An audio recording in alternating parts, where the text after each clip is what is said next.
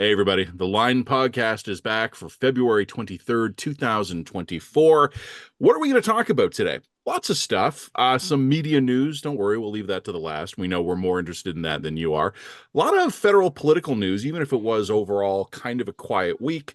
But I think most importantly, and probably with the most detail, we'll be spending a considerable amount of time talking about jerking off. That and more on the latest episode of the Line podcast.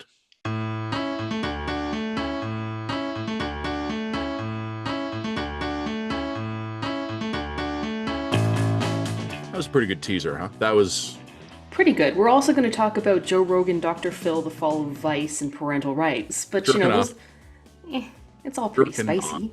Goon caves. The word of the day of goon is goon caves. Goon caves. Yeah. Okay. So before we get into anything on the list, is there anything you just wanted to add? You had a banger of a column late in the week. Ryan Jesperson, a former radio colleague of mine at Chorus, has gone independent. God bless him. I genuinely admire what he has done doing that. That's a case study for a bunch of us, believe me.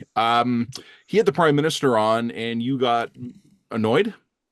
More sort of viscerally concerned about Justin Trudeau, and like a lot of people were in my feed being like, "How could you only be getting viscerally concerned about Justin Trudeau now?" And I think that I need to explain to these people that I'm mostly dead inside, so I don't really get visceral about anything until it really hits me deep. Yeah. There was just something about his sort of mannerisms, his thinking, his approach to all of it that struck me as profoundly and disturbingly messianic. And I don't want to say juvenile because it's not the right word, but like this is not someone who's coming off to me as a man who's capable of thoughtfully considering the other side of a problem, right? He's kind of so ensconced now in a partisan bubble that there is no way in anymore. Yep. And this happened. I don't mean to be cruel to him in particular. This happens to everybody after a certain amount of time in power, right? Typically about the amount of time he's been in power. Right. Like this is something psychologically that happens to people, but it does mean that the stuff that they start to propose and the stuff they start to do, it becomes increasingly flaily, desperate, and divorced from reality.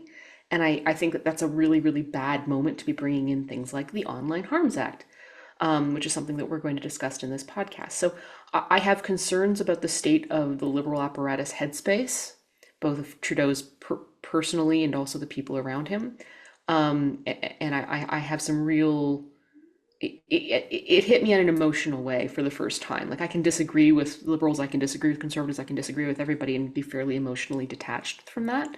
But this is where the first time where I went, I'm getting that feeling. So, Jen, I want you to understand this is not me taking a poke at you in any way, but I just want to mention the listeners. One of the things I've told you as your colleague and your editor, I edit you and you edit me, is that I often think you approach things with almost too much emotional detachment. Like you come at it with too much IQ, not enough EQ. Yeah. And I thought it was really interesting to see you have An an emotional reaction. Yeah. And I didn't really I liked your column. I enjoyed it. The readers seem to have liked and or hated it and whatever their preference was. But what I thought was interesting about it was I don't really, how do I put this? I don't care about the Alberta minutia stuff. Like that's your half of the operation. Like I don't Sure. like it's whatever. But there's one thing that you said that I thought was bang on and that I have been thinking about myself, and I've touched on it in my own writings and comments at times. The psychology of it a little bit gets into why I think this government gets itself in trouble sometimes. It does not seem to have room in its own understanding of the universe for good faith disagreement. That's right. Yes. And I this isn't new. This has always been one of the weaknesses of the of federal liberals, and it's federal liberals themselves have said that the kryptonite of the party is arrogance. And I think for too long, almost as a matter of institutional faith, the liberals think the conservatives are evil and the NDP is stupid, dopey and utopian and can't be trusted, and that they are the arbiters of moral righteousness and also prudence. And what's good for them is what's good for the country because what they are can't liberal distinguish. values? Canadian Yeah, values. Okay, well, yeah, what are Canadian values? Liberal values. that's right. And I think this gets them into trouble And kind of talking as we were a minute ago about the prime minister being in a place. Yeah, I agree with you. And I've made this point before. There's nothing happening to Justin Trudeau or the federal Liberals right now that requires nuanced micro political analysis. Probably 95% of what's happening in our federal politics right now, I can sum up in one sentence. He's been in power 9 years. And they 100%. and that has a lot of effect. But one of the other And things I did, none of us would be better. Like, just so that we're clear, if you put me I'd be worse. into a, yeah, you put me into a pressure I cooker. wouldn't You last a surround year. me with people who are blowing smoke up my ass. You put me in charge for 9 years, and trust me, I'm going to be a lunatic too by the end of it, and probably a worse one. He's Yep. probably managed to maintain a better grounding on reality than most people. Yep. But it's done now. Yep. He's not. You can't come back from the spiral he's in now. He's not while he's still in power. He needs to step away from this for a while and then regain his perspective on some of this stuff. And I think that actually in 10 years from now, or 10 years after he leaves, he will actually be a very interesting person again, and a very interesting and probably very thoughtful commentator and individual again. But right now, I think that's not something he is, and he can't continue in this role anymore. Can, but it won't go well for Well, him. no, and it won't go well, and it's not Yeah. going to get better, and he's not going to rectify the psychological failings that have led him to this point. So, where does that leave you? Now, I do have something else I want to talk about in the column, and that has to do with Alberta and our renewables moratorium, because this was like a one-line item I put in the column that has like a whole other separate column worth of backstory. So I couldn't put it in this column because it would be an absolute garden path nightmare. But I do think it's probably worth discussing, but it's not worth discussing over Goon Caves and Pierre Poilievre and the Conservatives coming for your porn. When do you want to talk about it? Do you want to do a second column on it? No, let's I just want to talk about it briefly at the end. Sure. Okay. You know what? Yeah, I'll okay. make a note of that. Yeah. What was it again? Renewables? Yeah, it's about the Alberta renewables moratorium, et cetera, et cetera. Okay. So it's a couple of people were giving me some flack on it on Twitter, and I certainly wasn't going to get into it on Twitter, but I think it's worthwhile to discuss. Let's discuss a bit of it on the podcast, so I can point to it on the Sure. podcast and just leave it there. Yeah. You know All what I right. mean? Cool. Sure. But like I Tack it said, on to the jerking bottom. off, jerking off, Jerking off. Let's jerking off. Let's go. like and subscribe, and let's commence the jerk off phase of this podcast. Fantastic. Wait The a minute. What? conservatives. Pardon me? The jerk off. I'm joking. Yeah, you immediately agree to that, and then you looked up. You're like, wait a minute, what did I just get myself into? Are we recording this for YouTube or OnlyFans? Like, we Well, gotta be clear, separate the streams here a little bit, for an okay? extra $5 a month, there is going to be an unrated version of this podcast. Yeah, but you're gonna have to put your driver's license into our database in order to access it. Well, that's the crux of it, right? The conservatives this week have been talking about some kind of verification system to access online pornographic material. Well, it's not just conservatives. This started. I don't think that the original proposal started from the conservatives. I think it started actually from a liberal backbencher to There, create I don't remember, but let me tell you don't why. remember. There's been versions of this being talked about for like Yeah. 20 Okay. years, like right back Yes. to the TV parental control chips in televisions, And we right? should just Like clarify what we're talking about here. We're talking about a bill that's called S12, and this is a bill that is proposing or considering putting age gating on online porn. With the argument being, kids can't walk into a 7-Eleven and pick up a nudie mag. We don't let kids do online gambling. We don't let kids do all sorts of things. Why are we letting children essentially have unfettered access to online porn? Which is a reasonable beginning of this argument. completely. So S21 has been proposed, I think, a little while ago, but this week Pierre Poilievre held an actual proper announcement where he went all in on age gating porn, decided to make this one of the more visible planks of his agenda, and I think you and I are in agreement about the fact that this is terrible policy. Matt, would you like to explain why you think this is terrible policy? Do you? Yes, I'm happy to, but I think we might disagree about whether or not it's terrible politics. Where do you stand on that? Because I just want to know how to break out this podcast. Do you want to Okay, talk policy first, politics after? yeah, let's talk politics first. I think we agree it's terrible policy. We disagree that it's terrible politics. So the policy of it, I think, is completely sound for the exact reasons you said. Age gating is routine and ubiquitous. Voting, driving, drinking, tobacco, firearms, military Yeah. service, gambling, you've already mentioned. 100%. I get it.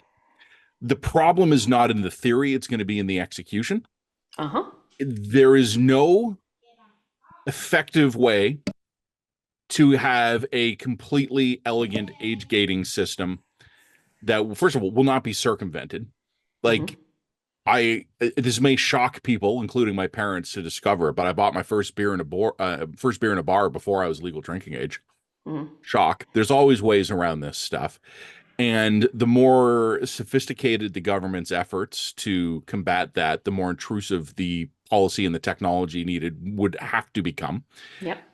And I also think there are, I mean, I know I want to talk about the politics of it later, but one of the related policy issues is I'm really excited to see the party that would never rule for a vaccine mandate in any circumstances over issues of personal autonomy, wanting access to the jerking off information of millions of Canadians. Yeah. Like, that's really stupid. And I think most importantly, on the policy and the pragmatic part of it here, I have always believed on a very fundamental level that nerds versus government regulators are going to win every time. The nerds are going to Mm-hmm. be more nimble, more creative, and more, frankly, more motivated than government regulators.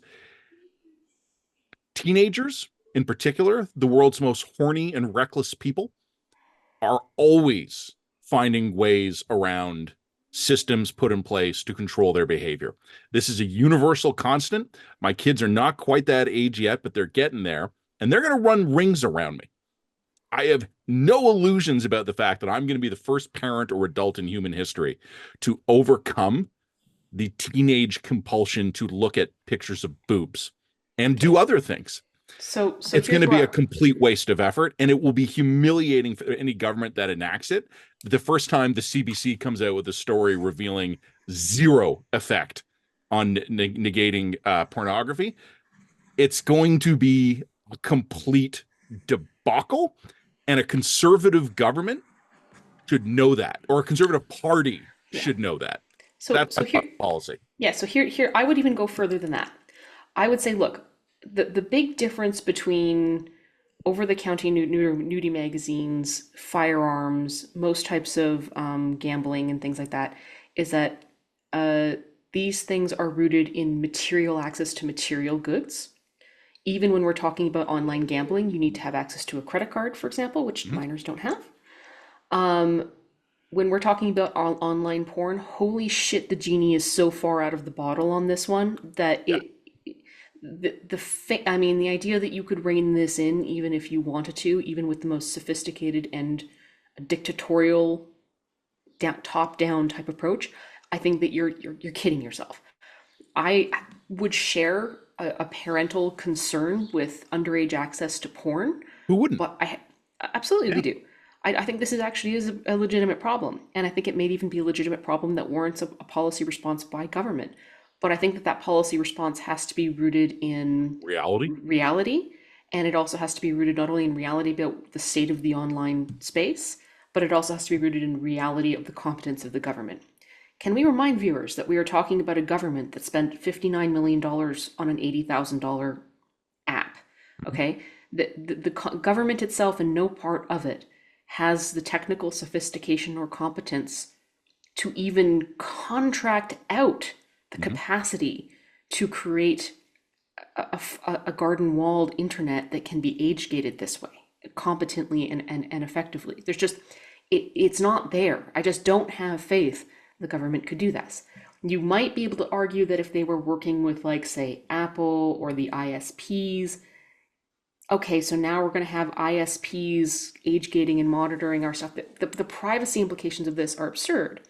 Now, let's say that you take the least restrictive approach and you just say you demand that the porn sites get at to put, we're demand a driver's license to gain access to. And I think this is actually what some states have done, right? Okay, but think about what you're doing then. You're then demanding, for example, that every time you want to go jerk off, you're going to go put your driver's license into some shady website. Most of these websites are located in, frankly, lawless server farms, They're with all registered in God knows Estonia, but operated in Malaysia. Yeah. with God knows what kind of security protocols. You think that eventually some Chinese or Russian hacker isn't going to get into this, get access to all of your porn history, and then try to blackmail you, say, give me $10,000 or I'm showing your wife your porn history? Like, this is a dangling chocolate bar for people. So like there's no way to do this that doesn't present absurd privacy and security risks. There's no way to do this that doesn't offer just doesn't require absurdly intrusive government overreach into the private lives of Canadians. And I think there isn't any way to do this. Like there's no practical way to do this, period, because a VPN and relatively minor technical ability, which most of our kids have, and it's over. So like it's expensive. It puts Canadians' actual online safety at risk. It's there's no way to do it effectively, policy wise. Absolutely fucking disaster. And I would even go so far into the policy, from the policy into the politics discussion of all of this, and say it massively dilutes the Conservatives' brand. Yeah. Because if the Conservatives are trying to present themselves as the credible defenders of online freedom, freedom of speech, the government's going to get out of your way. It's not our business what you're doing in your bedrooms. We're not going to be like those woke meddly liberals. It's really, really hard to do that when you're trying to put in place a system by which somebody's going to have to grab out their driver's license or some kind of government or digital ID in order to goon off in their goon caves. Like, this is some of the most personal and intrusive stuff that you could be meddling in. So I think it's bad policy, and I think it could be bad politics. And I think you're going to take it there, and then I'm going to disagree with you. The reason to me this jumps out as bad politics is I think some of the political policy side challenges are inherently bad politics. Like again, the Conservatives should know this. Like the Conservatives who destroyed the long gun registry now want a long jerk registry. What the fuck? That's a pull quote right there. Are you the Conservatives who destroyed the long gun registry now want a long jerk registry? Or maybe not that long a jerk. People are busy. They have to just move on. But to me, this is wildly off-brand. And the reason this is such stupid politics, and I'm saying this directly to the Conservatives here, because I know a bunch of them will be listening or watching this. So staff, advisors, MPs, and otherwise, you're winning. Right now, you are winning. You are winning because you're talking about issues that Canadians care about. And now you want to regulate when and how they can fucking jerk off. This is stupid. And this is proving exactly what people are afraid of you about. That you will not be able to resist your worst puritanical, moralizing, scold instincts, and that you are captured by the most creepy, fucked up, Bible-thumping fringe of your base. And you are making it a policy plank. I just want to, like, that right there is a YouTube short. That last 15 seconds was a thing of poetry and beauty, Matt, and I enjoyed it so very much. I want to see what the freedom movement does with the jerk-off police. Okay, so here's the devil's advocate to this, where it might be good politics. One, it's not just the Bible thumpers who have issues with young people and porn. And for the majority of Canadians who aren't actually going to think very hard through the implications of what's on the table here, they're going to be like, of course we age gate online porn. Great. And that's going to end the conversation. Okay? The second thing is, the problem with this is that you're going to have two types of people who are going to be really strongly opposed to this. People opposed to this on civil libertarian and privacy grounds, which Canadians don't listen to and don't care about. I mean, they don't. I'm sorry, we don't. Canadians just put up with so much shit. And you're going to have people who are like, but I want to access my Pornhub. And those people are not going to come out and organize. They're not going to create a coalition of Pornhub users. They're not going to be public. They're not going to lobby. And they're not actually even going to vote on this as a ballot box issue or ballot box question. So even if 80 to 90% of the Canadian population is using Pornhub and will really resent having age gating involved in here and will find that to be intrusive, at the end of the day, 79% of them are gonna shut the fuck up and put their goddamn driver's license number into the internet, and they're gonna do what they're fucking told, because that's what Canadians do. We do what we're fucking told. We're I not got rebelling over this. We're not going public over this. No one's going to war for Pornhub. It's not going to happen. something I got told years ago that I thought was really interesting, and this was around the time of the cannabis legalization debates, before it was legalized, while we were debating it, was that one of the most interesting swing demographics among voters were mothers of teenagers. Mothers of teenagers who were probably long past their own getting high age, but were worried about their teenagers getting criminal records. This is the sort of thing, there may not be a mass mobilization of moms for jerking off, but there will be moms who will figure out pretty quickly the exploitation dangers you're talking about, the privacy dangers you're talking about. And also, you said at the beginning that no one supports unfettered access by minors to porn. And that's true. The problem is fettered access is going to be just as bad, because what you're going to fucking have is you're going to have teenage black markets of some guy with a hard drive full of tit pics. And it's going to basically become an underground high school economy of nudie images. And that's going to incentivize all kind of bad behavior, Oh, because of those will course. be the networks where it won't be some 1980s vintage VHS that's been ripped into digital form being uploaded.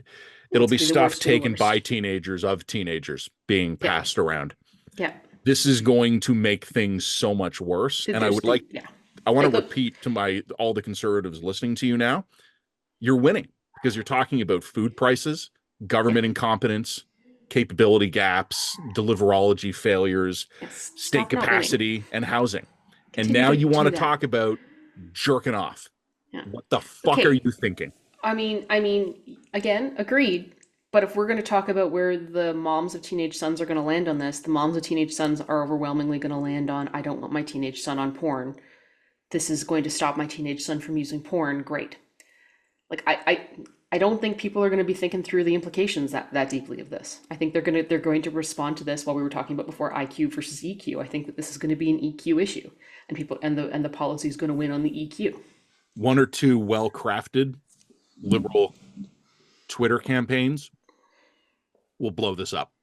And I think, in terms of, there are real problems with unfettered access to pornography, not even for minors. Like, I believe, well, like, I've read some of the surveys about this Mm-hmm. effect it has on marriages, effect it has had at altering sexual behavior to be more violent, more exploitive, access to human trafficking victims and child sexual abuse material. All of these problems are real, but nothing the conservatives are proposing is going to solve any of those problems. It will solve one problem, though. The only problem what the conservatives are proposing, if they keep talking about it, that it's going to solve, are Justin Trudeau's political problems. They Okay, are giving him a gift. but here's I maybe, or maybe the liberals do a tweet thread about these creepy Bible thumpers coming for your porn, and Pierre Poilievre shrugs it off and says if the liberals want to give access to porn to children, they can do that. Like as I said, like it's bad policy, but it's not hard to make bad policy into good politics sometimes. So I think that there's no answer on this one. I think we're just going to have to let it play out.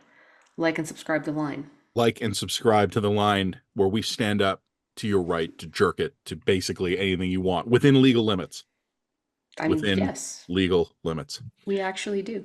Okay, so on that note, Online harms. It's just kind of as a follow online to that. harms, well, and also trans stuff. So online harms and trans stuff are the two sort of follow-ons to this sort of Yeah, thing. I mean, online harms, I think we can do in a minute here. Sure, It's let's go. it's now been announced that next week the text of the Liberal Online Harms Act, which we've been talking about for years, will come out. And I think there's some real resonance here on the pornographic stuff, because online harms are real. They exist. They're a real problem. There may well be a role for the state in addressing online harms. But I also have absolutely no faith that the bill will address it, that it will be successful, and that it will not become a morass that Yeah, just swallows up. Like, we could have Pierre Poilievre impaling himself on pornographic idiocy and Justin Trudeau impaling himself on online harms idiocy at the same time. and This actually, is how I think stupid our that's politics are. well, and also that's where the strategic error is coming here because this is essentially what's going to happen. So I'm going to withhold judgment on online harms until I see what's in the bill, because I think that there's a lot of stuff that could be in an online harms bill that would not be government overreach and would be totally appropriate. And I think that there are some really interesting ethical Yeah. and moral gray areas that a bill like this could touch on. Like, Yep. where do we stand on issues like child sex abuse material that is based in AI as opposed to actual child sex abuse? That forces us to that requires us to have a conversation about, well, is there a harm for people having access to child sex abuse material if there If no is no child has actual. been harmed. Well, and the answer, I mean, my position on that was probably yes, but I'm open to that conversation. I Yeah. think that that's an interesting conversation we could be having. It's already a matter of settled law. Purely fictional depictions of child pornography in Canada are considered child pornography. Yeah, okay. So okay, that's fine. So it'll be interesting for us to see what in online harms parallels existing settled law on some of this issue. But I'm open to the idea that there could be some necessary stuff that this is going to address, and this isn't just another stupid liberal wedge issue or just another stupid example of radical overreach on behalf of the state. I'm open-minded, but We'll, until I see what's in the law, I'm not going to say more on it. we'll know in 3 days. We'll know in 3 days. And on that note, the other point that follow-on Check. point, Online harms. check, Check mark. Like and check mark. subscribe. Done. The other quick note that I think you and I wanted to talk about was that this week Pierre was challenged about his position on trans women, what he called biological males, In female on in spaces. female Yeah. spaces. For example, washrooms, sports. I think he was also Change rooms. including Yep. change rooms, that sort of thing. And he came out with a pretty straightforward answer and was just like, "Yeah, I'm against it." So a couple of interesting points, and one, if a politician came out with that position 3 years ago, their career would be over. That would be the end. And I think it's really interesting that in 2024, the conversation is so moved now that Pierre can come right out and be like, yeah, I'm opposed to it. And it's going to be like a 1, maybe 2 day news story. We're not going to be talking about this next week. Some people will, because there'll be protests and clips and social ad infinitum. But, Jen, honestly, I'm not even sure if it was a 1 day story. I don't know if people talked about it from 1 day. Yeah, I mean, yeah, of course, there's going to be a committed activist base that's going to Yeah. protest it, but I think that that activist base does not have anything resembling the power, the cultural power that it had even a few years ago. That is a really interesting and dramatic shift. Agree Secondly, entirely. Yep. And we've talked the about this before. The pendulum has swung, and some people pendulum don't swung. realize it yet. Yeah, absolutely. The other interesting thing in this is I quite like that we're moving back into a space where politicians, left or right, actually say what they think and aren't trying to be constantly strategic about what they think and aren't trying to like thread needles that are impossible to thread from a moral perspective, or aren't trying to be like, I don't want to talk about this because blah blah blah blah blah. Because firstly, I'll get into what his actual position in a minute, but I think that for him to come right out, but for Pierre to come right out and say, look, this is what I think on an issue, effectively actually kind of inoculates him. Because now when the liberals in 2 or 3 years comes out and say Pierre's transphobic, Pierre can just be like, I've been entirely straightforward and clear about my issue. You can agree with me or you cannot. I think it's good for politicians to be honest and straightforward about what they believe, and then for Canadians to have the ability to say, I either support that or I don't. That's what being in a democratic society is, and that's fine. Secondly, as for his actual position, firstly, I think we're lumping together a lot of different issues and we're pretending that it's one issue. Yeah. Trans women in sport, holy shit, that is a topic in and of itself. Mhm. And again, I don't think that there's one right answer for all sport in all circumstances. In all players, all athletes. Like, that is a rabbit hole in and of itself. And I would also note that Pierre's stating his preferences doesn't always lead to policy, and policy doesn't always lead to legislation. So we're talking about different things. When we're talking about trans women or biological males in female spaces, trans women in the local mall, the female bathroom of the local mall, is a very different conversation Then a than biological male in a women's prison.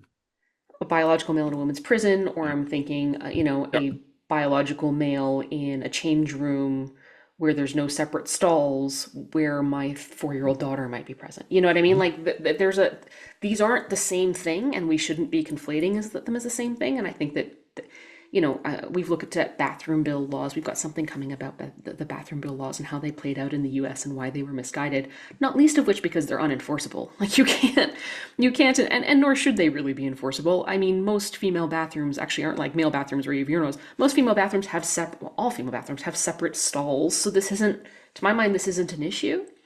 But I think that, for example, if I'm going to an older pool that doesn't have a family bathroom, it's an older style change room where there's not as much privacy for women to be changing, and, say my kid's with me.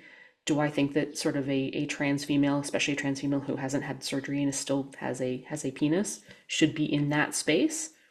Where there isn't an opportunity for that individual to keep themselves private? No, I don't think that's appropriate. And I think that most Canadians would argue that that's probably not appropriate. So anyway, this is a long-winded answer to what he's saying, but I think that the most interesting part of this conversation is the fact that it's almost not becoming a conversation. Okay. Yeah, I think I'm on board with all that. I would inject one thing. I don't necessarily give Poilievre credit for sincerity.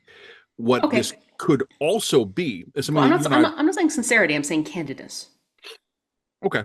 I think there's a difference between sincerity and candidness. Possibly. I think the point I was going to make, we've talked about this before, every politician is a response to the one he's trying to defeat. Okay. And politics is an evolutionary cycle in the same way that germs become like resistant to antibiotics. Sure. Pierre Poilievre is as much a response to Justin Trudeau as Sunny Ways was to dour, unsmiling Stephen Harper. Yep.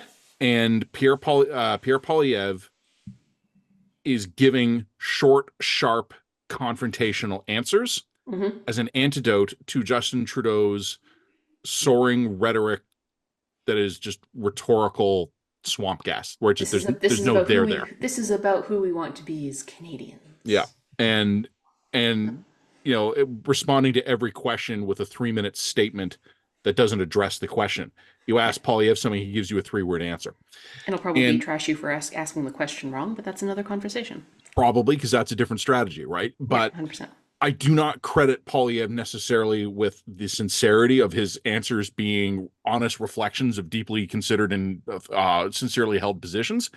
But I certainly agree with you that this is a tonal shift that is deliberate because they are going to portray, even if I don't even know if they need to portray it. I think Canadians have kind of made up their minds on Trudeau. Trudeau is a massive authenticity problem. And that's why people this week are like, why is Poilievre still talking about blackface? Because Trudeau has a massive authenticity problem. And Poilievre is going to constantly remind Canadians of that. And then his next question, it's going to be, where do you stand on this issue? I'm for it. Where do you stand on this issue? I'm against it. This is deliberate. He's counter-messaging the prime minister. Well, and he's also counter-messaging the conservative leaders that came before him, because isn't this how O'Toole and to a greater extent Andrew Scheer got into trouble, is that they couldn't give a straight answer to their actual beliefs. I think and this is part of what people made people distrust them and think that they had a hidden agenda and they were out to blah, blah, blah, blah, blah. You can't accuse Pierre of having a hidden agenda, man. It's right out there. I don't think Scheer and O'Toole were undone by the same thing, but I think they absolutely had that similar problem where they were constantly dampening their positions to be more in line with what they thought mainstream Canadians were. I mean, I think with O'Toole is actually the opposite in a weird way, where I think O'Toole, like I think Scheer, yes. If anything, O'Toole pretended to be more of a conservative than he was in order to win the base. That's a fair point. Yeah, and I remember writing at the time where I said basically, for all the problems O'Toole had being criticized on grounds of authenticity, it actually was an incredibly interesting thing where you kind of got to, like we were talking before about EQ, IQ, zero out your EQ, folks. Like I want no feelings for our analysis for the next 10 seconds here. What does it tell us that the Conservative Party leader understood that he had to be one thing to win the Conservative Party's leadership, but another thing to be broadly electable? But he wasn't broadly electable. He wasn't elected. That's the point. He was pretty close. I think that election he was pretty close. And what 3 years later, we have Pierre about to win a sweeping majority if things keep up. I know. I mean, I think there's a point at which you and I have to admit that we were wrong. Well, you know what? We Or at don't the have very time least, to get into this, but or actually, on a timing, yeah. podcast where we have more time, I actually have a full "I was wrong" speech planned. But I think when we look at why I was wrong about this issue, and again, folks, I'm not punting on this. We just really don't have the time to get into it today because, well, for boring family reasons. Um, I don't know if we were wrong so much as the electorate has moved in a big way. But the people who were able to predict that the electorate was going to move in a big way and that Pierre would be a good, how should I say this, symbolic rallying point for that movement, they were right. Or they We were weren't. lucky. Or they were lucky. I don't know which one it was, and Well, that's a debate worth having. I think it's a debate worth having. I think, you know, maybe for one of our sort of midweek podcasts, we need to get one of the conservatives who was really strongly pro Pierre early to basically take us to the woodshed about how wrong we were for like thinking that O'Toole was going to be the guy. Because I think that if O'Toole were the guy right now, he wouldn't be the right guy. He would not be able to strike enough of a contrast against Trudeau at a moment where the cultural tide is radically shifting against wokey left stuff, to be able to corral this level of support. I think he probably would still win. O'Toole would still probably win, but would he be 20 points ahead in the polls today? I'm not sure. The question I have, and we're not going to answer it now or probably ever, is whether or not to be, as you say, Pierre Poilievre and those around him were tactical geniuses and strategic geniuses in positioning him exactly, you know, the old saying about Wayne Gretzky, right? He knew where the puck was going to be. Yeah. Or is Pierre Poilievre a completely stubborn weirdo who is nailing the timing, where his issues happen to be the issues at the exact right moment in time? And looping it back to where we were a minute ago, the more he talks about jerking off, the more I start to think he's a fluke and not a genius, because he has either strategically nailed the timing or he is locked into being the right guy at the right time. And in either of those cases, he should either continue with the strategy or grab onto the opportunity that is presented to him by fate with both hands. And no grab on, pun intended, but the more he talks about Grab whacking on it, and then sensually. yeah. Or Like maybe we're wrong about the goon caves. Maybe the people just want to age gate the goon caves. I'm sorry, I love that God word. gives you a 20-point lead and no one remembers anymore that you were talking about crypto, and you have door number one, which is continue talking about the price of housing and food, or door number two, I don't think you should look at that while you whack it, and you decide door number two is where you want to be. That to me is evidence on the fluke versus genius debate. But you're right. Let's build a whole podcast about Let's this build a later. whole podcast around it because I think this is a really interesting conversation. Also, Bitcoin's had a comeback, by the way. So Great. I'll use it for my age check verification on RedTube. like and subscribe the line Like and on subscribe. RedTube. On Jerk. RedTube, Free jerk. give us a quarter of a Bitcoin if you enjoy us. How much is that worth these days? A lot, I think. Probably a lot of Yeah. money. All right, follow Vice. Matt, how do you want to do feel? Rogan first? Oh yeah, we want to talk about very quickly Joe Rogan and Dr. Phil. You have to walk And me through this. I don't know okay, anything about this, so all go. right. So Dr. Phil, you know Dr. Phil. Sure. Okay, Dr. Phil's on Joe Rogan, and essentially he's gone red pill on trans issues, and Okay. it's quite the thing to see. To me, this is actually the beginning of the end of the woke. The woke has died when Dr. Phil's turned on you. Like Dr. Phil is middle Americana as far as I'm concerned, and he's going on Joe Rogan saying, essentially, all of these major pediatrics and psychological associations have signed off on gender affirming care on very little evidence, and his mind is blown on this shit. So Dr. Phil has come out on this, and it is interesting. So I don't read too much into that beyond the fact that I think it's a real significant cultural signal of, as we were talking about, the pendulum shift. Mhm. But while they were discussing this, something about Canada came up, and Matt, I think we should get into the habit of when Canada gets brought up on things like Joe Rogan, we should probably talk about it a little bit, not only because we want to shamelessly, strategically siphon off some of that traffic, but also because I think that Canada has become a bit of a warning sign or a warning symbol to people on the right in America. We've almost become this I don't know, there's got to be a proper word for it, but they're kind of fixated on Canada and these terrible weird stories coming out of Canada because they see that as impending as Leading indicator. a leading indicator of their own sort of issues with lefty liberalism Oh, essentially. and that's funny because first of all, I think you're right, but also Mhm. I think the right wing in the States looks at Canada as a leading indicator, and the left wing in Canada looks at the Americans as a leading Yeah, indicator. absolutely. Yeah. Yes, absolutely. So Yeah. I think that there's an opportunity for someone like you and I to have a thoughtful conversation about this kind of stuff when it comes up. It better not So cut into my porn time. everything's going to cut into your porn time, Matt. There's nothing I can do about that. Mm. Um, and we're not turning this podcast into your porn time either. I have standards. But anyway, I go where the viewers want to be. Joe Like and Rogan, subscribe. Joe Rogan and Dr. Phil going off. And Joe Rogan starts talking about this quote that he heard from Canada about how, quote unquote, there are no parental rights, there are only children's rights, etc., etc. That is a real quote. That's a quote by NDP MP Randall Garrison, who a couple of weeks ago made this quote, and I'm paraphrasing here. There are no parental rights in Canada. There are only children's rights. There are only parental responsibilities, and a parent's responsibility is to support and affirm their kids. So, a couple things to break down there. One, Garrison is not a member of the Liberal government. Garrison is an opposition MP. He is making a fairly technical and fairly narrow legal argument.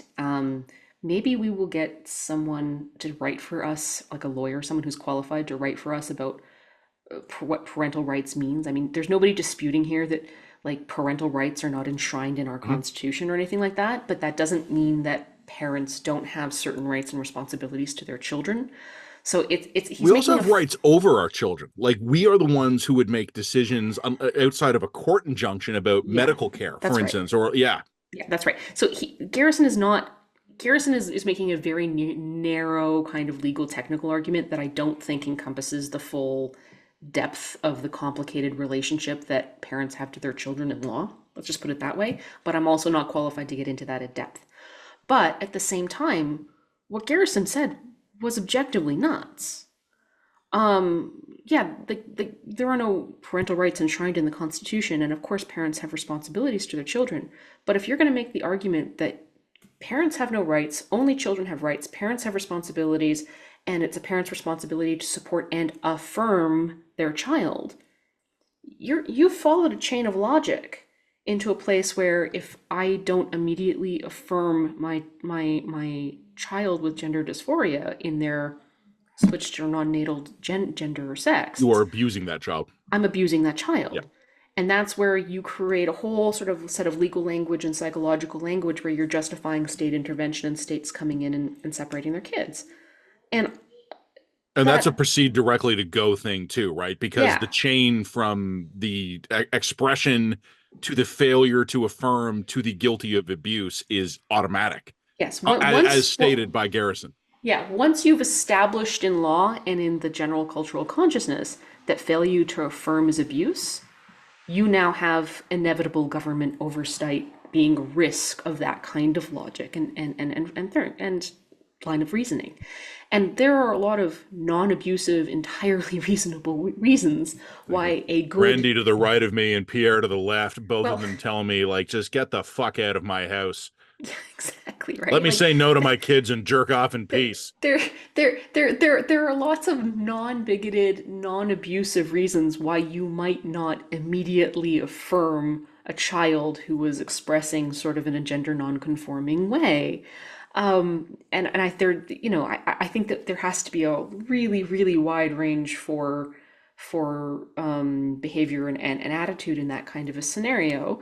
And abuse is abuse. Like if you have examples of a parent kicking a child out, physically harming a child, or emotionally or psychologically harming a child that is unequivocally abuse, then yeah, you do have an obligation to call in child protective services, and then there Yeah. often is an argument for the case being involved, and we already have that established in case law. But if your concept of like, my daughter's decided to call herself a boy tomorrow, and I'm not my 4-year-old daughter, and I'm not immediately affirming her as a boy, that's abusive. That's fucking nuts. Just so that we're clear, that is insane. And sometimes it's really interesting to see how these clips, which to us, I mean, because we're in Canada, we're so in the water, we don't really, I mean, to us, we're reading this as saying, well, Randall Garrison is he's NDP MP. He's going to say crazy shit, like whatever. We don't think that he's necessarily speaking for the government in that respect, in Yeah, that to the situation, foreign because he's media, not. that is Canadian parliamentarian Yeah, says. exactly. Canadian parliamentarian is saying that if you don't affirm your kids, you're abusing. You know what I mean? Like that's Yep. the way it's getting interpreted. So I think sometimes it's worthwhile to look at how some of the stuff that's happening in Canada is being portrayed or perceived in America, and break it down and examine it a little bit and unpack it a little bit. Because I mean, what Garrison said, well, that's kind of nuts. It's And it really wasn't very strongly affirmed here or sorry, wasn't strongly criticized here for a lot of different interesting reasons, including ideological ones, and that's a fair thing to have pointed out.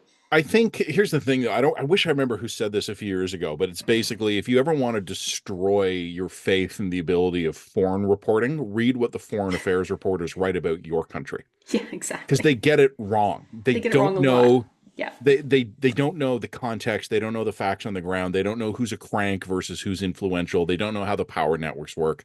Yeah. It's almost like an international version of when a political party at its convention comes up with some completely fucking inane idea and some people freak out, but everyone who actually knows what they're talking about goes, oh, look, the grassroots always proposes something moronic and we ignore it. And the party like mediation process always kills this idea. Randy Garrison's idea is not going anywhere in the No, parliament anytime soon, but it's Dr. not. Phil don't know that because he don't know Canada. That's right. That's right. Um, so Okay. anyway, I just wanted to put that out there. Like and subscribe the line. Moving on, let's talk briefly about the fall of Vice. Matt, I think that you have some uncharitable emotions about the fall of Vice. Well, yeah. Um, I mean, not that we don't feel bad about the many people well, that's it. losing Like their jobs at Vice. We I have do. very charitable emotions about the fall of Vice, but I so here's the thing. You and I are both creatures of the legacy media.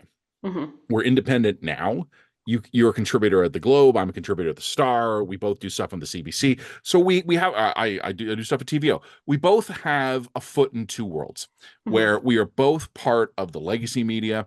We are also both in independent media. But when we were both at the National Post, and this was 10, 15 years ago, there was a wave of new digital entrants. There was Huffington Post, there was BuzzFeed, there was Vice. And a lot of really smart, young, talented people left the legacy places to go to the new digital places. Hmm.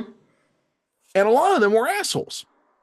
Not not in general and as people, but there really was an attitude among a lot of them of later losers. We're off to the promised land of the new digital media. Yeah, enjoy your collapse. Yeah, enjoy the collapse of these print pages.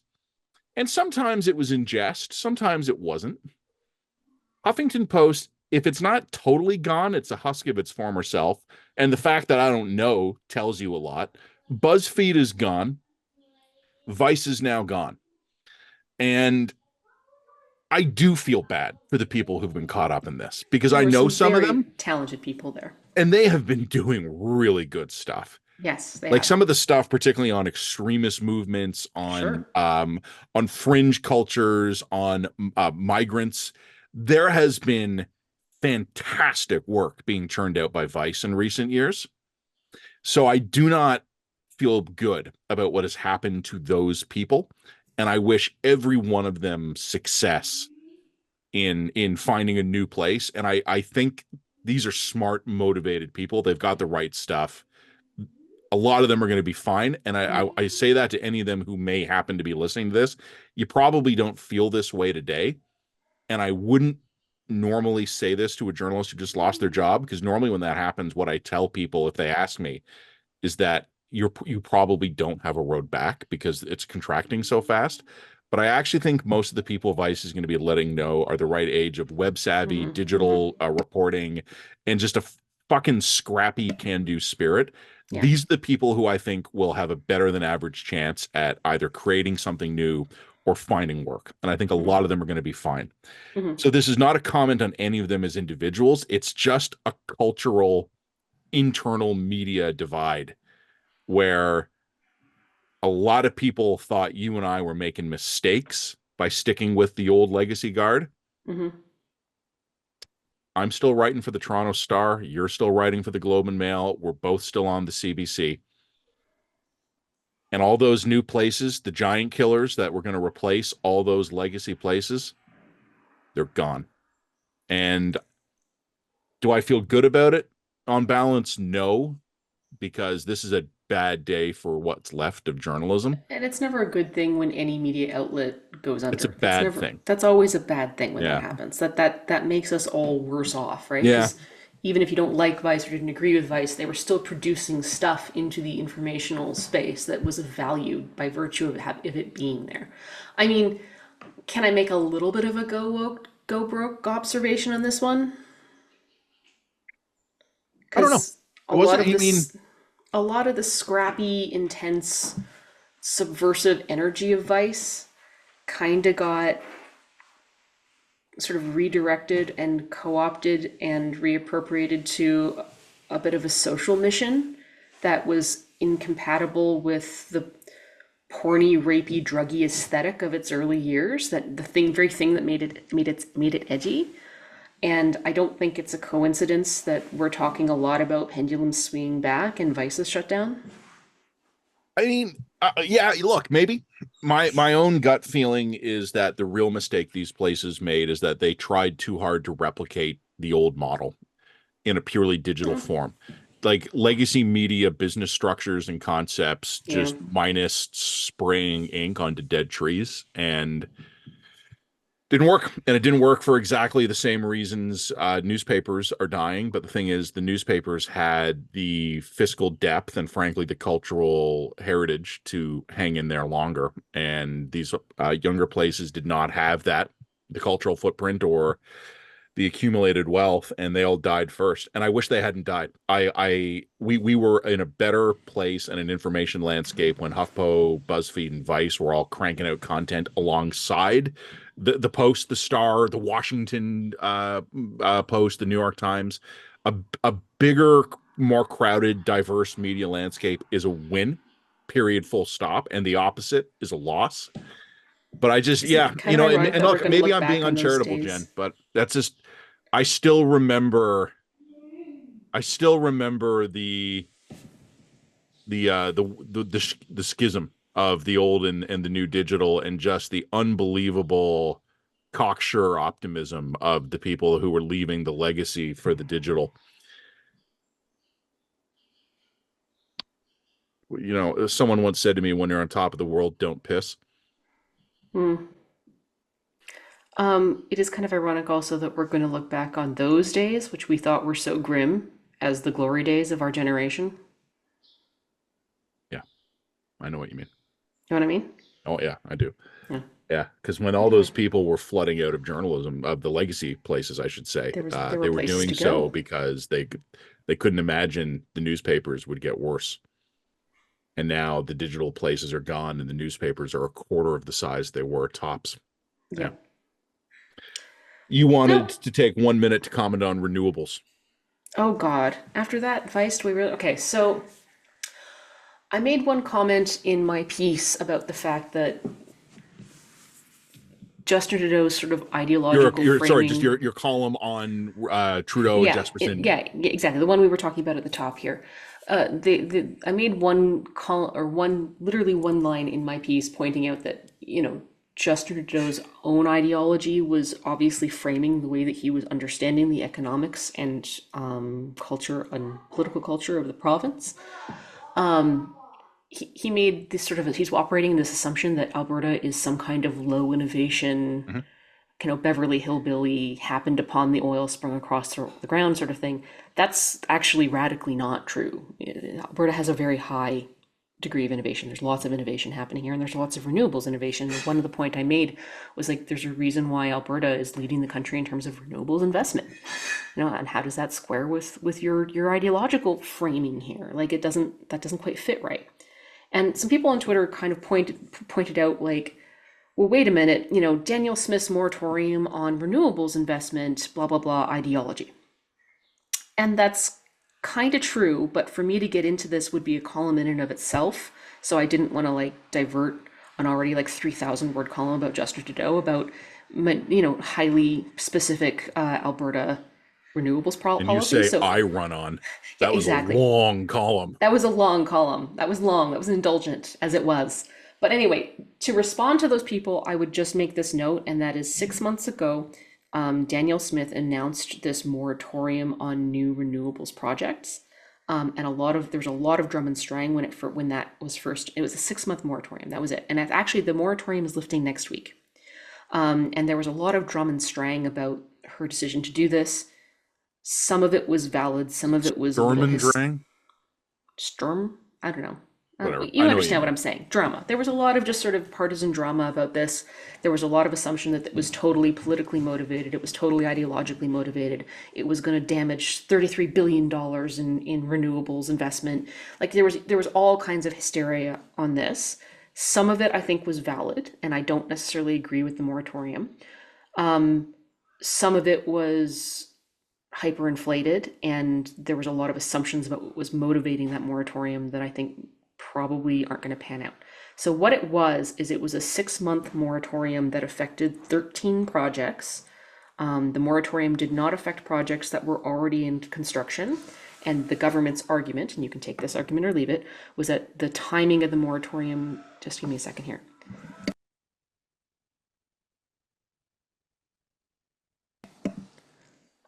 Sorry, I just gotta yell at my child. I don't know what he's doing.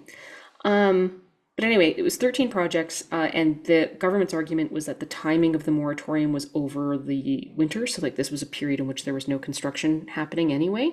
And so that they were just going to reestablish things like land use, reclamation, who would have say over these projects, that kind of thing.